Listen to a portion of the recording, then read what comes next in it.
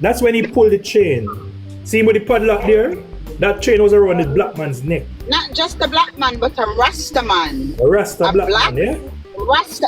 Let's make it clear. He was a Rasta man. Mm-hmm. And a black man. With a chain around his neck. You know, so this alone should disqualify him? Of course. There's no country on the face of this earth we have. There should be no comeback after this. Okay, I know there's no context where this would be okay, but just kind of paint me a picture of where this was and why this is happening. It was on a stage at a political rally, and their idea was that he was freeing a black man from the bondage of Andrew Holness. He came out with a key.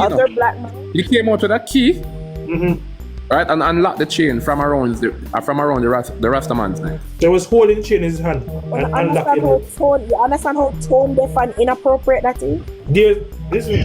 Darling, sorry to call you darling. Understand how tone deaf and inappropriate that is?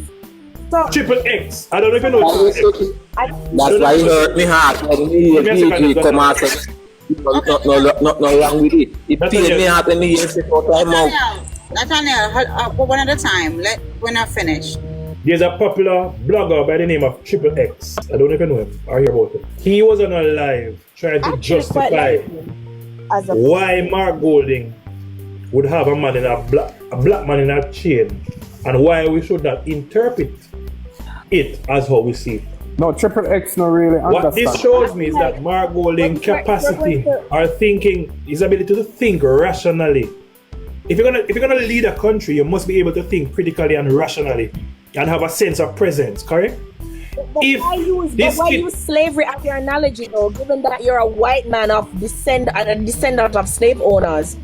Why use slavery as your analogy? Because he knows the power with it. Hold on, guys. His excuse was that it was not his plan. He was introduced to it.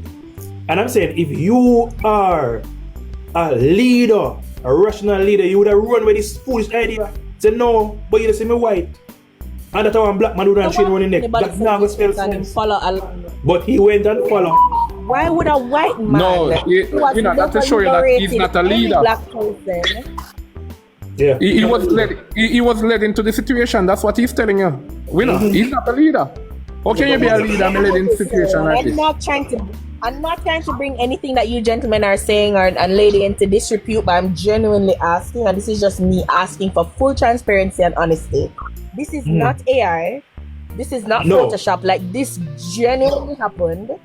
And he, the leader of a political party who is obviously of Caucasian descent, removed a chain and a padlock from around the neck of someone who is obviously of African descent, descended from slaves, from around their neck. And I'm just asking one time. Yes, that is it. That is from the Gleaner. That's from the Gleaner right there. Okay. Yes, it happened. Okay. And it's also something that you can Google and research. It's all over social media, on Facebook, on TikTok. It's all over. This is totally inappropriate. And you know what the irony is? This is the irony. If we're going to look at a deeper significance, and let's just kind of be a little bit philosophical with it. When in our history, and let's just take the politics out of it and who this gentleman is and what he represents and who he's descended from. Where in our history has any white man ever attempted to liberate anyone of obviously black descent? Any Exactly. There's no time that we've ever had that. So can we now go ahead and be philosophical and again study our history, knowing that our liberation has never been liberation. After liberation in the US, it led to a period of almost 100 years of Jim Crow. So can we now assume that when that Rasta gentleman isn't looking, the chains will then be wrapped around his neck and padlocked again? Since that is what we know of as our history, that's what we've always experienced. A pretense of liberation from their side, from the Caucasian side, and when we're not looking, we're enslaved for an even longer period of time with even more strict measures. So not only that, darling, like Forsyth is saying, to add to what you're saying, if this was something that was thrown on a future leader and said, let's do this, You should look and decide whether or not this was something good for you or something good for the people Same day, are warrior. supposed to be representing, and it was not. However, the same key that you just spoke about came from the white man's pocket when he opened the padlock. So what you're saying is we are still under bondage by you. We are still owned by you because the key came from your pocket. This was not a skid. And that's the thing. This was not a skid. What it is doing is that it is encouraging our thinking that the white man will be our savior, right? And as Warrior Lover said, that has never happened. How dare you? That has never happened. Why reinforce the thinking that we should always look to the white man not just of our savior? not just never happened, side. He's literally playing into this whole white savior complex. So basically, we cannot be liberated if not by this white man or savior. I'm offended. And you know the irony? But the thing He's liberating. He's releasing him from the bondage of a black leader, you know. That's the irony, you know. Our beloved Prime Minister. I am sure. So Warrior Love, let me explain something to you. The reason why I came up strongly about the VG stuff just now. I'm not changing the conversation, but just to give you a history about who I am. I was in his place. I started TikTok talking about Vibes Cartel. I was on TikTok talking about different topics. However, I was drawn into the politics the same way he is. But you know what? I didn't just sit on my life and allow people to just say anything to me. I did research alongside my daughter and moderators and stuff like that. However, I'm saying this to say, based on what we're talking about, no. I kept myself informed, I read, and I can tell you, I choose a side. And after learning what I have learned, Warrior, I could not become a PNP. Because I don't understand how, for the love of God, why I would believe that I would talk down to a little man like Andrew Owner, some Spanish town, who uplifted himself, who made himself to be something of greatness.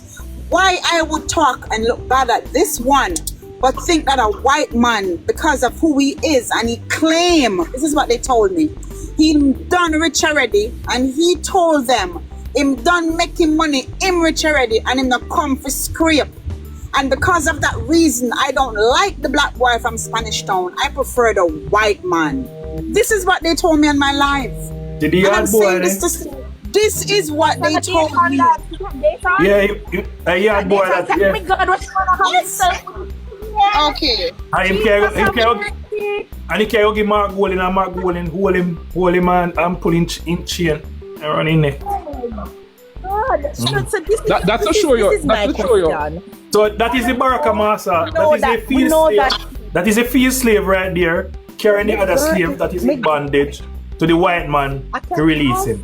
Mercy, God. And I mean, if his family owns slaves, then that stands to reason he would have the key. But not in a good way. How long was that key passed down through generations? Look like so. Genuinely through all my blasted have been flabbered. What is this? And then you have the slave owner now. See Mark Golding there now with the chain. Black man. My God. Stands to reason. Genuinely. Listen, he that these persons. Give me a second. Mark Golding is on record. Why would you have bondage for so long? He is on the record of calling, I think he was Anne-Marie Vaz, little lady. He called Bobby little boy. Him use the term known class. Tamuda. No, when you forgot the most important part when he said he's gonna let her get a beating. Oh now, yes. So he was beating. When you use the word beating to a slave, you're going to give them a lashing. You're going to beat them. And he used the term. He's going to make sure the MP gets a beating.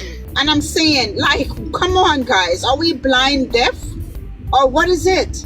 No, because he let me tell you what it is. Let me tell you what it is, Angel. Let me just jump in and when you get it. He referred to his wife as an African Jamaican. He called his wife an African Jamaican. I've never heard anyone described as an African Jamaican before. Yeah, he used the word. What that mean? He called his wife an Because African I've never Jamaican. heard anyone. And I mean, I think and by doing that, he's somewhat othering her and othering himself. Because someone who was born and raised in Jamaica or who has close Jamaican ties never ever says African Jamaican. You're just Jamaican, and when you turn up to the function, they're like, oh, you're Asian. Oh, you're Asian Jamaican. Nobody prefaces what a Jamaican's race is before you meet them. Out of many one people, you meet the Jamaican and then you say, oh, I want the Chinese them, oh, I want the Indian them, oh, I want regular Jamaican. First of all, right? It's supposed to be Jamaican African and American African, right? Okay. Because you're really an African. Just like, if you say a Jamaican Chinese, you're going to say a Jamaican Chinese, right? When it comes down to African, they turn it around. But that's beside the point. One of the problems we have in understanding, right? One of the challenges we have in like... No, sir. I am no African Jamaican. I'm a Jamaican. I am nothing else more than a Jamaican. No. I might descend from Africans, but by nationality, Jamaican. nationality, you're a Jamaican, but you're an African race, right? So hold on. You don't want nobody call me No. African. No want nobody call me no African. I soon come back to you, winner. Yeah, one of the problems we have in understanding our politics, you see, is because we are not conscious about our race. And I start to tell people that, look here, I don't like to talk politics before we talk race. Because what I realize is that, right, especially, let me just talk about Jamaican politics. We think about getting things, but we don't think about ascending to like positions of control. We don't think about power, right? So we interpret things differently from the white man, you know. And when you have a white man now that is offering himself to lead Jamaica, there are a lot of things that goes over our head, you know, that we don't see, you know. Because you think Mark Golding can talk to the English, if he was running for any high office in England, you think he would be saying some of the things that he's saying to us Jamaicans? Because they see things different. The problem I'm having, Syke, is part of the problem is that we are not thinking, we don't think that. I feel like his rhetoric is very problematic, because I am now to resign myself to believing that there is a white savior coming to liberate Jamaicans from slavery. So Marcus Garvey, who was Marcus Garvey? Who was Sam Sharp? Who was Miss Nanny? Who was Paul Bogle? Who are these great leaders? Who are they? What was happening?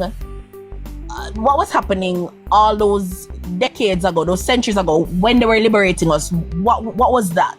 Since Mark is saving us, what was happening then? So I feel like it's kind of problematic, and it's making me very, very uncomfortable.